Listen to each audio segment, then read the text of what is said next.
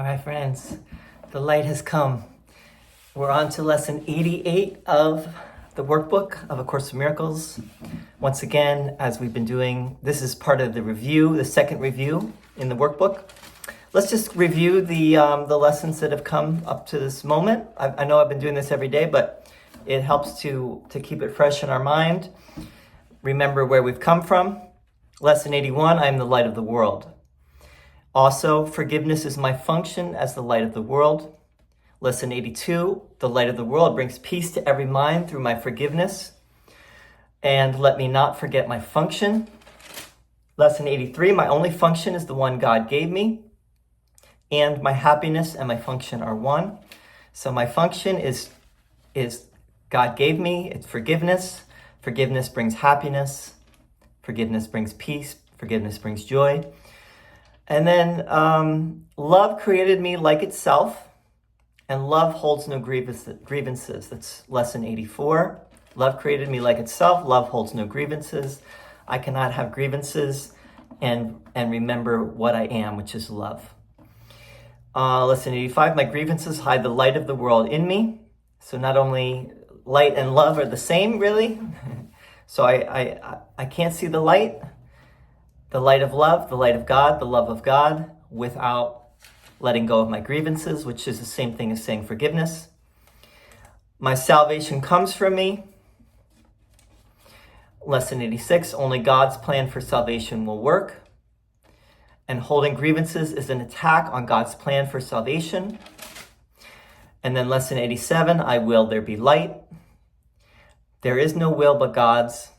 And now 88, we have the light has come, and I am under no laws but God. So let's read today's lesson, lesson 88. Today we will review these ideas.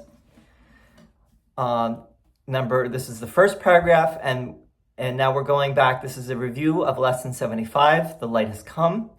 And Jesus has a new commentary for the review, and this is the commentary.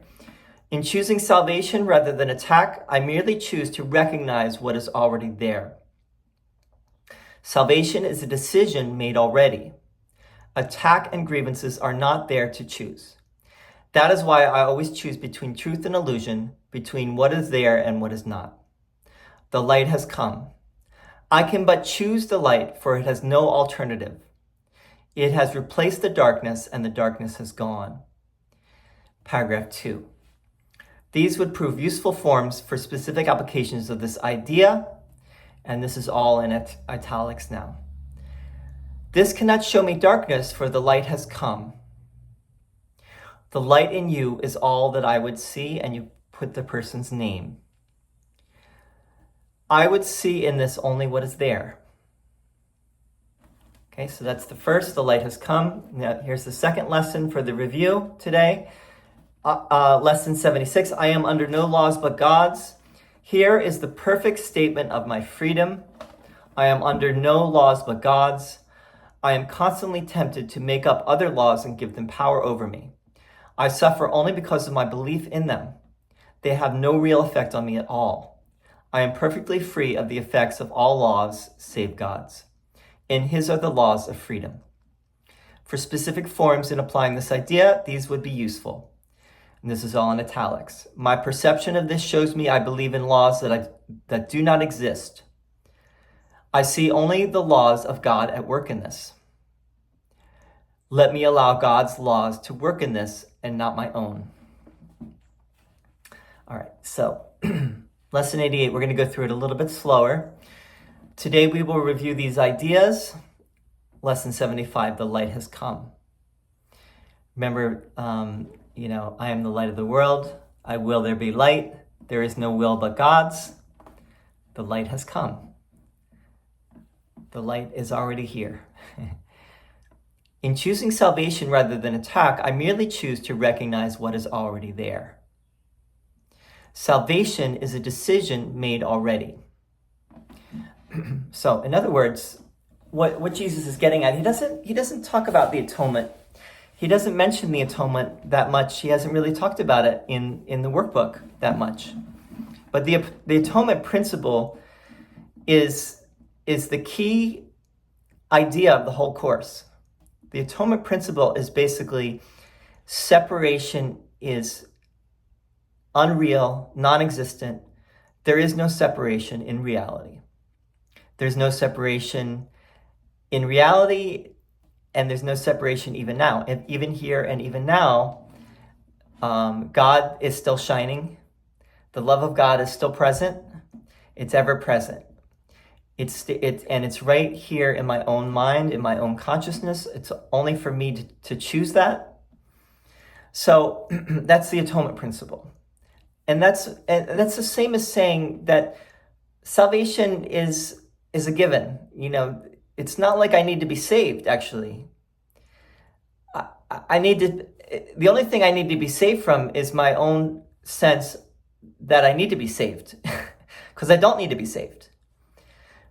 If I truly believed that I am still one with God, and I have never not been one with God, I would realize that there is no salvation necessary even.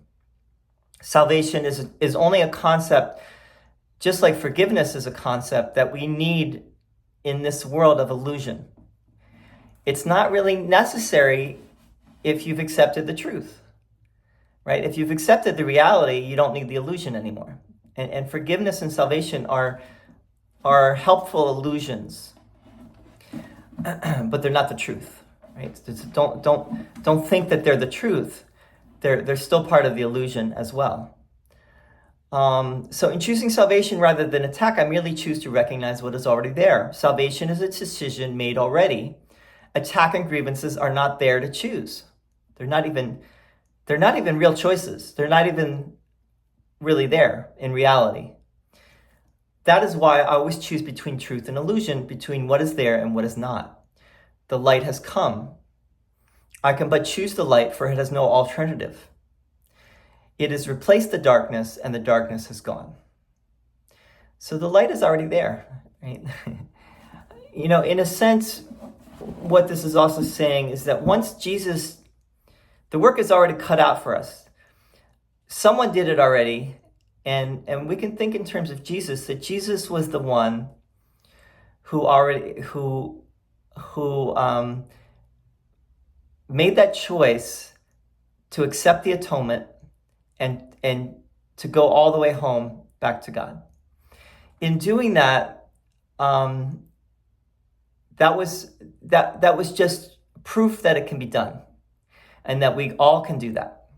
And that's what Jesus says in the Course. He says, I was a man who saw the Christ in all my brothers, and I returned home, something like that. And we can do the same. So the light has come. I can but choose the light, for it has no alternative. Right? What is all-encompassing can have no opposite.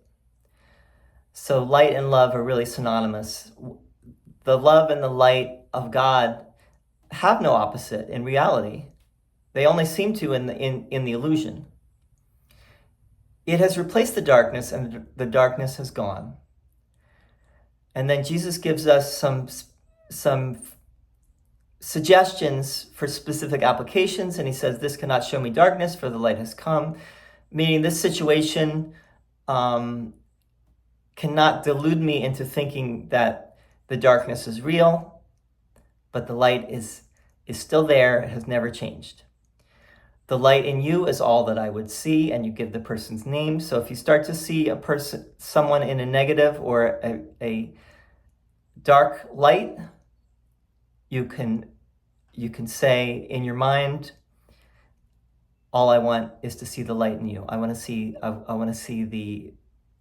you in the light. I don't want to see you in the darkness. I would see in this only what is there. And the light is really the only thing that truly is there. So when you make that assertion, you're really saying, I want to see what is really there, not what the ego filter is showing me is there. Because the ego filter is interpreting this according to its thought system, and I want to see through Christ's vision. I want to see that the ego does not exist, right? I want to see the truth, the clear and simple truth, and not the dark, distorted, twisted, perverted truth, which is what the ego mind does.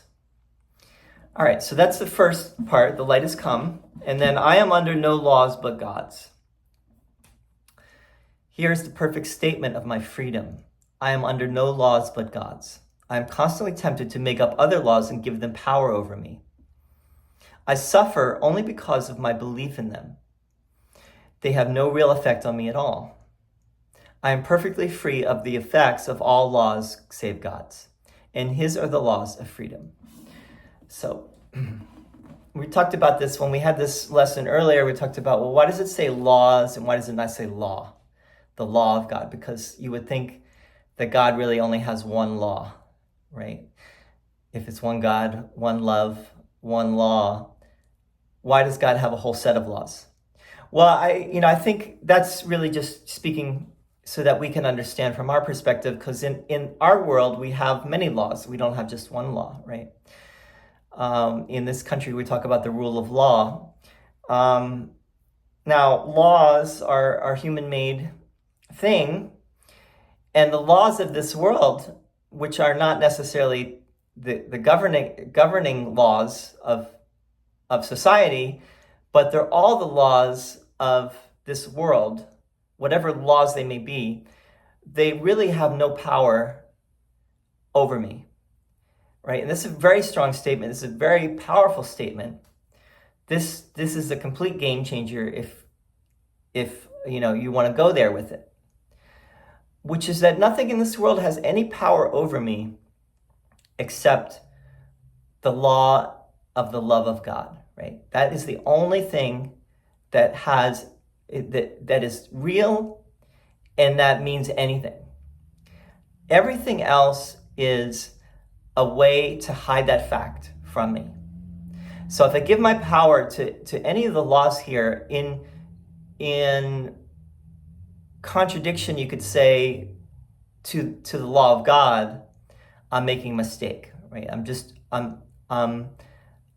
basically giving credence or energy to the ego thought system, and I really don't want to do that anymore because it's not. It's leading to suffering. It's not leading to happiness. And Jesus uses the word suffering here, right? I suffer only because of my belief in them. They have no real effect on me at all. I am perfectly free of the effects of all laws except God's, save God's. And His are the laws of freedom. For specific forms in applying this idea, these would be useful. My perception of this shows me I believe in laws that do not exist. Right? So I am under no laws but God's. If I see something that leads me into fear, if I see something that leads me into a state of suffering or panic or anxiety or worry or some kind of agitation or upset, I tell myself this. Something like this. It doesn't have to be these exact words, but my perception of this shows me I believe in laws that do not exist. And then I see only the laws of God at work in this. I don't see the ego, the ego's thought system. I see that only God's laws or God's law is at work here. Let me allow God's laws to work in this and not my own. Right? From my vantage point, it's, what this course is saying is impossible, but for God, all things are possible. So I want to let God's law rule the day, right? Not my own laws, not the ego's laws, which are made up. And again, why are they made up? They're made up to hide the truth. Because if we knew the truth, the ego would be no more. And the ego is going to do everything in its power, so to speak, to prevent that from happening. And the ego is very powerful in a sense because we have given it power. We've given it belief. We've given it our assent. And we've basically bought into what the ego thought system is telling us. It's very real for us. That's why that's why this course is challenging for many people, because what it's saying is very radical, extremely radical, but not impossible, right? It's not impossible. And ultimately, it's very simple. It's simple and it's easy, but on the way there, it's a piece of work. So anyway, that's lesson 88, and lesson 89 is for tomorrow. I'm entitled to miracles. Let miracles replace all grievances. We'll get there soon. And I'm going to do another couple videos today. I'm going to do one right now where I just do a little continuation of the video from yesterday that got shut off because my phone got overheated. So if you're interested, stay tuned for that. And I'm also going to do one more for the yoga crowd, people that are interested in learning a little bit of the Bhagavad Gita. And I am going to bring in the course because it's all connected. Remember, the course is really getting at universal spiritual principles. It's the universal curriculum, and these principles apply to all people and all religions. You can find these truths in all religions. Okay, so stay tuned for more, and thank you for listening, and see you there. Bye-bye.